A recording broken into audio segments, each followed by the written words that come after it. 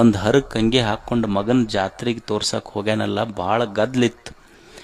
ಗದ್ದಲಿದ್ದಾಗ ಅಪ್ಪ ದೇವ್ರು ನೋಡಕ್ಕೆ ಕ್ಯೂ ಇತ್ತು, ಲೈನ್.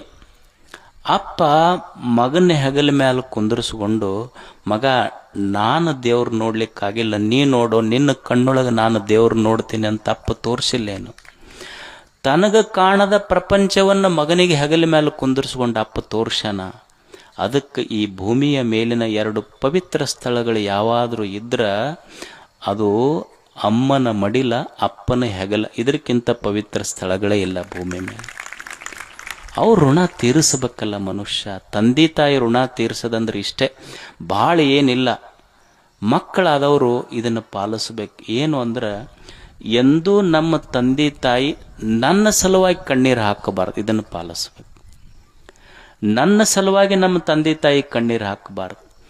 ನನ್ನ ಸಲುವಾಗಿ ನಮ್ಮ ಅಪ್ಪ ಅವ್ವ ಇನ್ನೊಬ್ಬರ ಮನೆ ಮುಂದೆ ಕೈ ಮುಕ್ಕೊಂಡು ನಿಂದಿರಬಾರ್ದು. ನನ್ನ ಸಲುವಾಗಿ ನಮ್ಮ ಅಪ್ಪ ಅವ್ವ ಊರಾಗ ತಲೆ ತಗ್ಗಿಸಿ ನಡಿಬಾರ್ದು.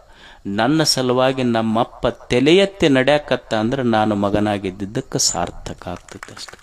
ಒಬ್ಬ ಮಗನ ಸಾರ್ಥಕತೆ ಎಲ್ಲಿ ಅಂದ್ರೆ, ಅಪ್ಪನ ಆಸ್ತಿ ಕೇಳೋದಲ್ಲ, ಅಪ್ಪನ ಆಸ್ತಿಗೆ ಹಕ್ಕದಾರರಾದವ್ರ ಮಕ್ಕಳಲ್ಲ, ಅಪ್ಪನ ಆದರ್ಶಕ್ಕೆ ಹಕ್ಕದಾರರಾಗಬೇಕು, ಅವ್ರು ನಿಜವಾದ ಮಕ್ಕಳಾಗ್ತಾರೆ.